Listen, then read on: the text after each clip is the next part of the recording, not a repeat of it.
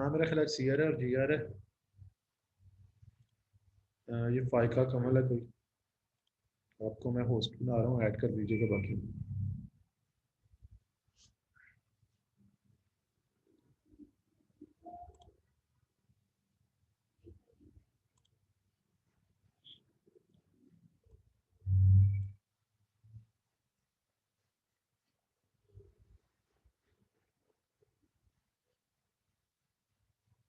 सुन रहे हो आप?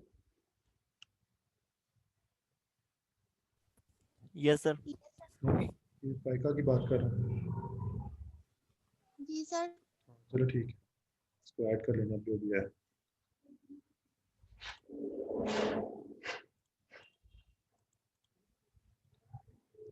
अच्छा, लास्ट टाइम हमने ना अपना स्टोरेज कंप्लीट किया था। उसके अंदर आपको ये बताया था कि स्टोरेज के ऊपर हमने जब करनी होती है तो हमने उसके ऊपर जो फैक्टर इफेक्ट कर रहे होते हैं उनको भी देखना होता है, तो बाद में प्रॉब्लम ना करे। वो फैक्टर आपके पास हमने बाद में डिस्कस करने हैं।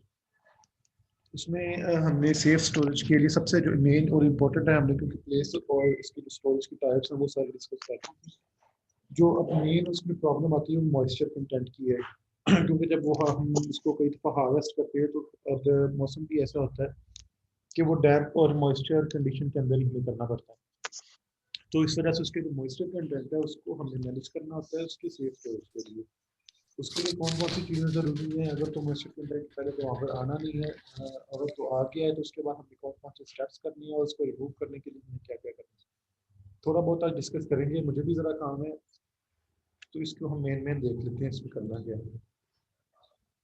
सबसे पहली बात तो ये है कि अगर आप उसको अवॉइड कर देते हैं मॉइस्चर कंटेंट को, चलिए जी कोई नहीं, खैर अगर हमारे पास आ भी गया है तो कोई मसला नहीं है, तो ये बहुत ज़्यादा मसला भी बना सकता है। अगर तो आपका 1% सिर्फ मॉइस्चर कंटेंट ज़्यादा से आपकी सीरियल ग्रेन्स की, तो ये जो आपकी सारे जो आपके सीरियल ग्रेन्स की लॉट है उसके ऊपर जो है 1% की वैल्यू का डिफरेंस आ सकता है। तो ये बड़ी अमाउंट बन जाती है अगर आपका ये ओवरऑल इसमें से 1% आपका माइनस हो जाता है, तो क्वालिटी को ही डैमेज करता है। डैमेज कैसे करता है? इसके ऊपर फंगल ग्रोथ हो जाती है, मोल्ड ग्रोथ हो जाती है, जिसकी वजह से क्वालिटी लो हो जाती है। The moisture content is not only of direct economic importance, but also of the importance of the stability and the safe storage of penicillin. एक तो ये सीधा सीधा इकोनॉमिक को डिपेंड करता है, दूसरा जो है इसकी सेफ स्टोरेज के लिए बहुत ज़रूरी है इसको लंबे टाइम के लिए स्टोर करने के लिए।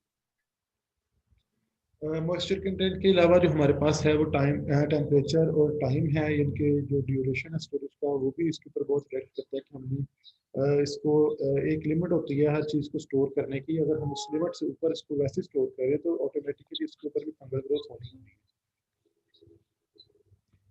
Grains like the most other foods store better at low temperature. However, in practice, moisture control is of paramount importance for ensuring safe storage. आप इसको लोअर टेम्परेचर पे ये मोस्टली ठीक रहते हैं, लेकिन अगर आपने लोअर टेम्परेचर पे करना भी है तो इसकी जो मॉइस्चर कंटेंट है उसको हमने पहले देखते हुए उसको कंट्रोल करते हुए फिर हमने करना है। क्योंकि अगर पहले उसमें मॉइस्चर कंटेंट ज़्यादा है, उसको हम लो टेम्परेचर पे कर देते हैं, तब भी वो उसके अंदर ग्रोथ हो जाती है मोल्ड की।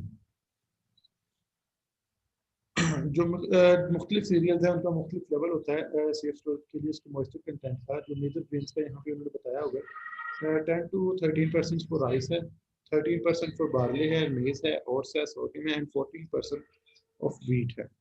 ये जो मेन मेन है जो हमें हमारी डेली लाइफ में यूज़ होते हैं या हमें इनको ज़्यादा स्टोर करने की ज़रूरत पड़ती है। Between these maximum levels and about 20% moisture, a small increase in the moisture level greatly increase the rate of fungal growth and also change the number and type of species that develop. इसमें कह रहे हैं कि हमें जो थोड़ा सा भी चेंज होता है मॉइस्चर कंटेंट के अंदर वो बड़ा ज़्यादा जो है फंगल ग्रोथ इनको इंक्रीज कर सकता है, तो इसके लिए इसको हमें निगलेक्ट नहीं करना। इसमें अब मेन बात तो ये है कि मॉइस्चर कंटेंट तो हर चीज़ में होता ही होता है, लेकिन जो उसकी वाटर एक्टिविटी है वो फंगल ग्रोथ के ऊपर ज़्यादा इफेक्ट करती है। वाटर एक्टिविटी क्या है? According to the layman's term, water activity is the measure of the availability of the water and it is such availability of water that determines whether fungi develop on a cereal or not. Water activity के एक तो हमारे पास moisture content है, उसके अंदर हमने water activity ये check करनी है कि ये जो मॉइस्चर कंटेंट है इसके अंदर कितना जो है हमारे पास मॉइस्चर है जो बाउंड फॉर्म में उसकी सॉल्यूट्स के साथ या जो उसके अपने पार्टिकल्स हैं ग्रेन के उसके साथ वो डैमेज नहीं करेगा आपके जो भी ग्रोथ फंगल ग्रोथ को, क्योंकि वो बाउंड है। तो जो उसके अलावा आपके पास फ्री वाटर अवेलेबल होगा रिएक्ट करने के लिए या स्पेस देगा फंगल ग्रोथ को, वो सीरियल ग्रेन्स को जो है वो डैमेज करेगा। The moisture in grain is in equilibrium with the air surrounding the grain. जो भी एयर होती है ग्रेन्स के जो हमारी इन्वायरमेंट की जहाँ पे हमने उसको स्टोर किया होता है वो इक्विलिब्रियम में होती है ग्रेन के अंदर जो मॉइस्चर कंटेंट के साथ। अगर वो इक्विलिब्रियम हमारा खराब होता है तब प्रॉब्लम आती है। The equilibrium moisture content is defined as the moisture content at equilibrium with an atmosphere at a certain relative humidity. अच्छा, water activity is defined as the where P is इसकी था वो इक्वेशन है, वो मैं आपको बता देता हूँ दोबारा। P is the vapor pressure of the water in a given system and P naught is the vapor pressure of pure constituents, and the solutes become more concentrated, the vapor pressure and the water activity becomes lower even though the moisture content stays the same.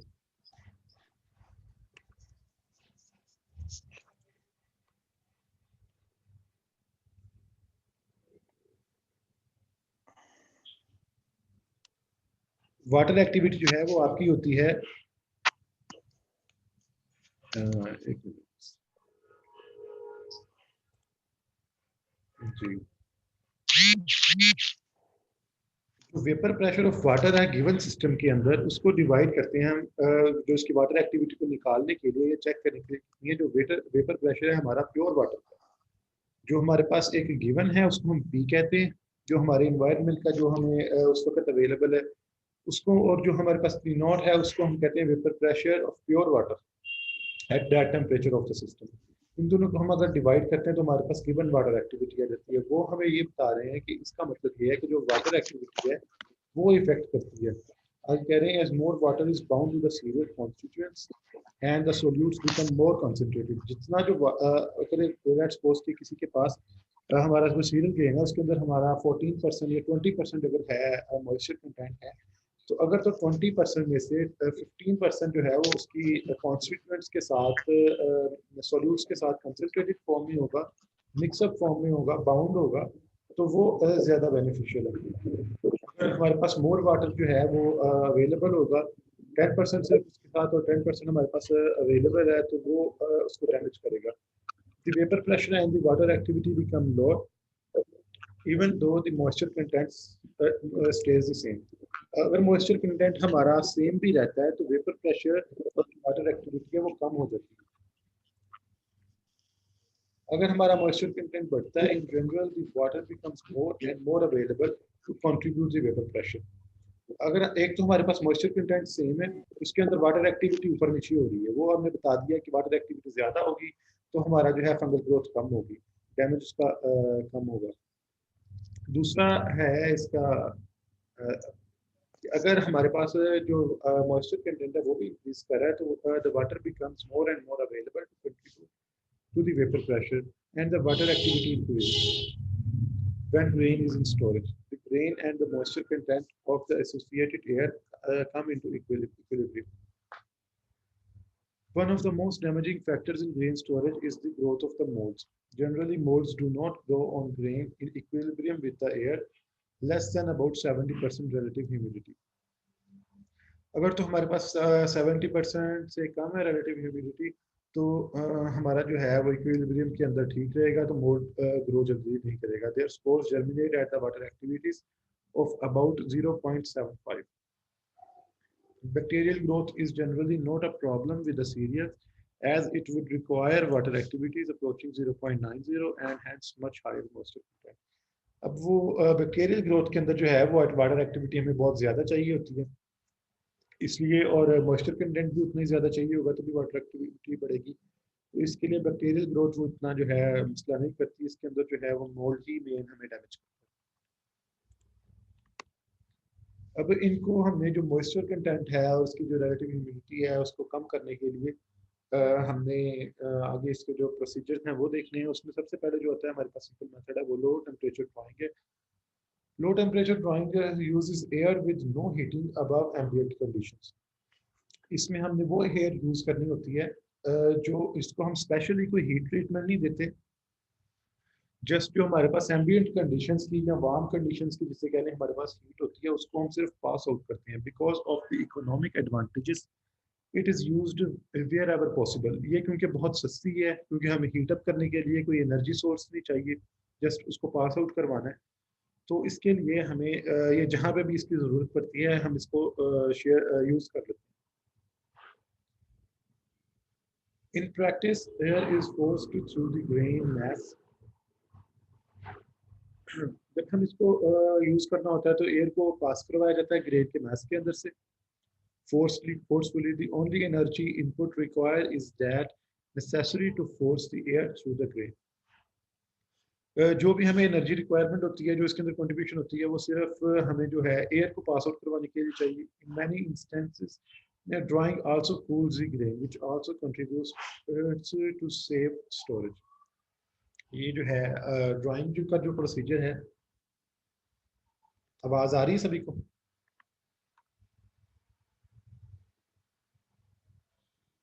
Ji sir uh yes रही sir. है। तो मुझे यहाँ पे show हो रहा था कि इंटरनेट कनेक्शन नहीं आपका हो रहा। In many instances, drying also cools the grain, which also contributes to safe storage. जब हमारे जो क्या नाम है ग्रेन्स हैं वो जब एयर पास आउट होगी वो कूल हो जाएंगे, उसकी वजह से भी हमारी जो है वो स्टोरेज बेहतर होगी, क्योंकि जो हीट अप होंगे ना ग्रेन्स हमारे तो वो जो हीट की वजह से भी खराब होंगे, गर्माइश की वजह से भी, जब वो एक दूसरे के ऊपर लौट लगे होंगे। Another major advantage of ambient drying is that the grain function is not damaged by high heat.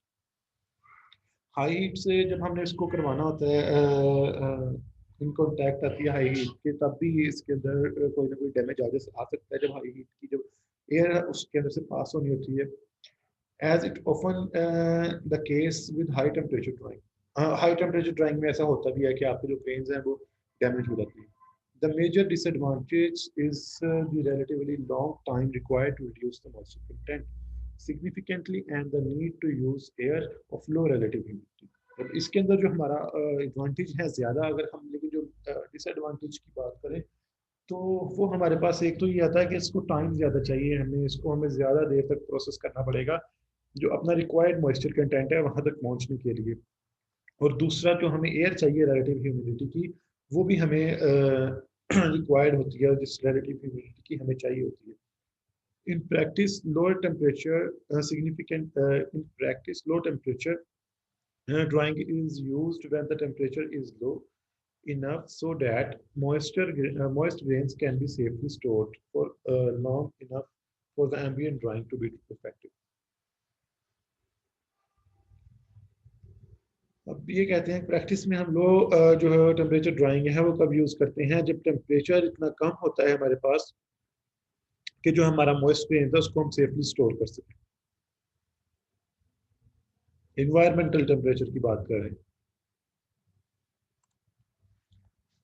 उसके बाद हमारे पास आता है हाई टेम्परेचर ड्राइंग।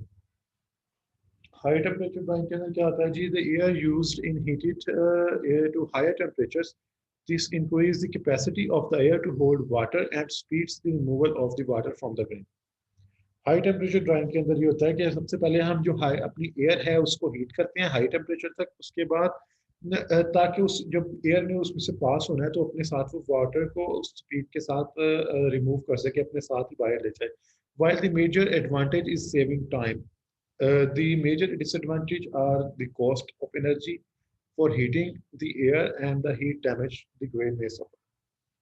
ऑलरेडी उसमें भी हमने बात की है, जो उसके एडवांटेजेस हैं वो इसके डिसएडवांटेजेस हैं, जो इसमें डिसएडवांटेज हैं वो उसके एडवांटेजेस हैं।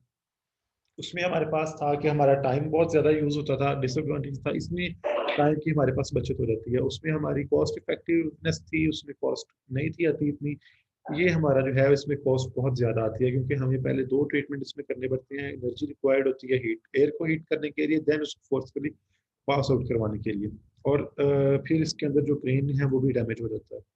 सच डैमेज में include stress cracks, increase brittleness and susceptibility of breakage. इसमें हमारे पास जो आता है एक तो जो है शक होता है, जिसने भी आगे हमारा सैंपल लेना है, देखना है कि एक वो शायद दाने टूटे ना हो, अगर वो टूटे हैं तो तब भी उसकी हमारी क्वालिटी लो हो जाएगी, क्रैक्स ऊपर आ जाएंगे। उसके बाद बल्क डेंसिटी चेंजेस हैं एंड डिस्कलोरेशन। बल्क डेंसिटी चेंजेस का मतलब ये है कि अगर वो क्रैक्स आ गए हैं तो जो हमारा हमें लॉट नज़र आ रहा है बड़ा बल्क का, वो कम हो जाएगा या टेढ़ा मेढ़ा ऊपर नीचे हो जाएगा, उसकी शेप्स भी नहीं क्योंकि ठीक रहेंगी, कलर भी उसका खत्म हो जाएगा या चेंज हो जाएगा।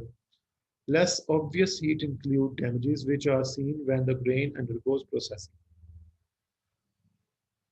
हैं, कम जो आगे होते हैं हमारे हीट इंड्यूस डैमेजेस, जो काफ़ी कम होते हैं, ज़्यादा नहीं होते, वो जब प्रोसेस करते हैं तब देखे जा सकते हैं। Include loss of germination capacity, के आगे उनको जर्मिनेट करना मुश्किल होता है। माल्टी जो हम ये बारले बनाते हैं या बियर बनाते हैं, माल्टिंग प्रोसेस जो इसके करते हैं।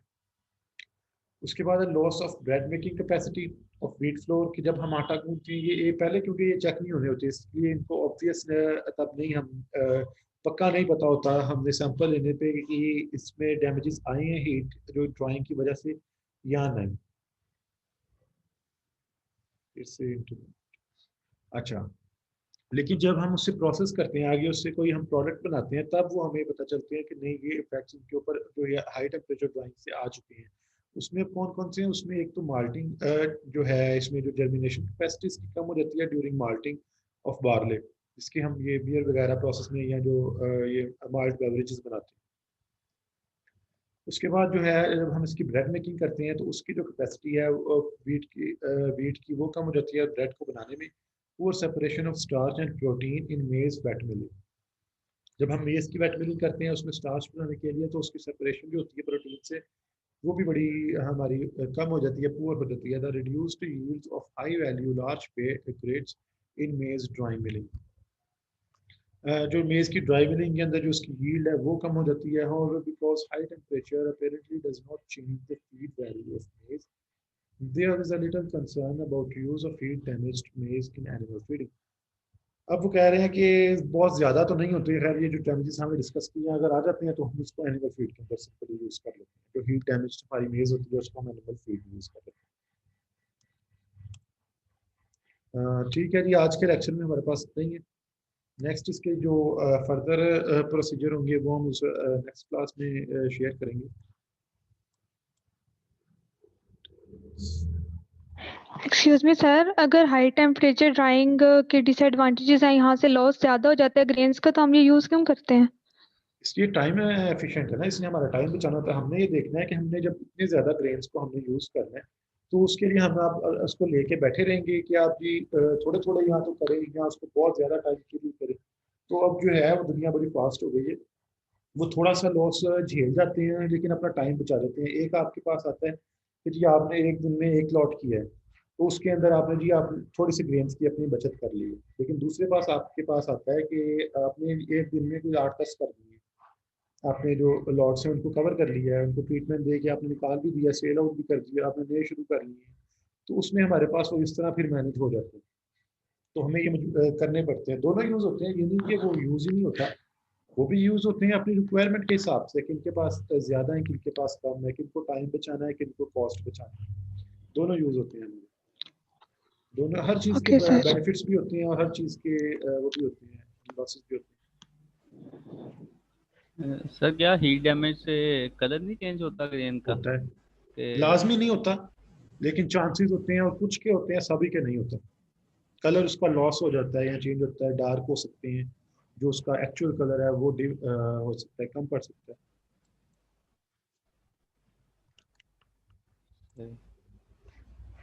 तो इससे फिर सर हमें इसकी क्वालिटी का पता चल जाएगा सर, जब हम प्रोसेसिंग मतलब नेक्स्ट हम हाँ जी, फर्दर जब आप अपनी प्रोसेसिंग में वीट यूज़ की करते अगर हैं आप जैसे ब्रेड एग्जांपल ले वगैरह में। लेते हो, तो जब आप वीट खरीदने जाते हो तो आप ये सारी यस चीजें सर। देखते हो। हम उसमें देखते हैं कि कोई क्रैक्स तो नहीं है ज्यादा, कि टूटे हुए दाने तो नहीं है ज्यादा, मुरझाए हुए तो नहीं है ज्यादा, होते भी हैं आपने देखा है कि टूटे हुए होते हैं दाने, कोई मुरझाए हुए होते हैं, किनका कलर चेंज होता है और किनका साइज बड़ा होता है। हम क्वालिटी देख के परचेज करते हैं उनको।